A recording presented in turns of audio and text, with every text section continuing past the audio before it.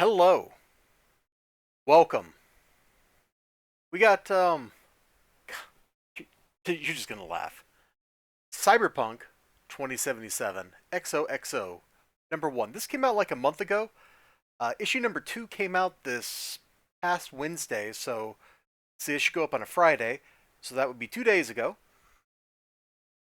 And it's the story of like a messed up romance that happened in the past. We start off with like this weird super old school cartoony stuff, and it doesn't really work for me.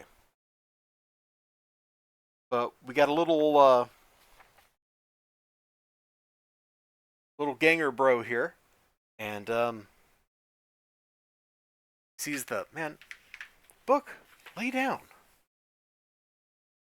Sees the lady, that he's interested in, right there.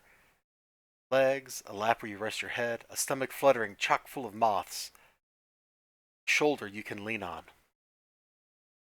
feet that'll lead you to the end of the earth, a heart pumping, beating a rhythm you've never heard before. Bottom, bottom, bottom. This dude is super in love with her. And let's just say that it doesn't really work out for him. You know, they don't have a relationship like the kind of relationship he wants. And that's kind of like all this guy's got on his mind, man. He's here. He's all ganged out. Got the whole full face stuff. Oh, there's hold on. There's a really grotesque shot in here. Let me see if I can find it for you real quick.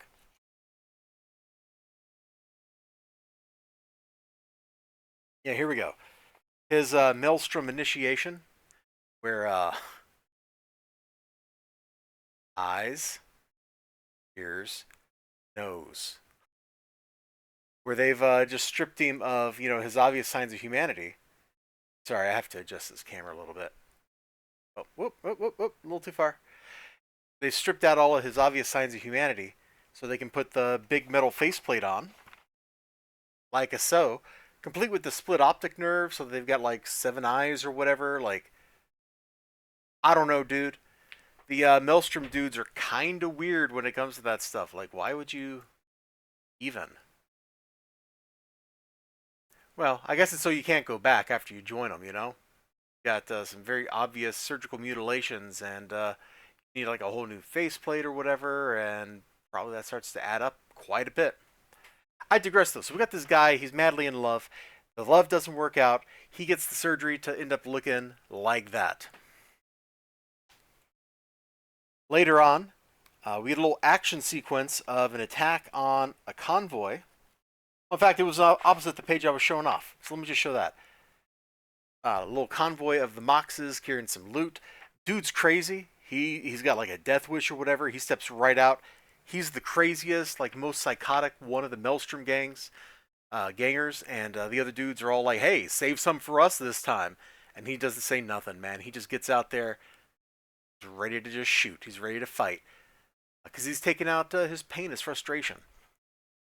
I think towards the end of the book, he actually runs into the girl he was in love with or something because there's like this weird hesitation with one of the ladies in the other gang and stuff. But this, I'm trying to explain this book to you, and I can't really summon up any enthusiasm for it because it doesn't really do anything for me. The art style does not really make me want to read the book.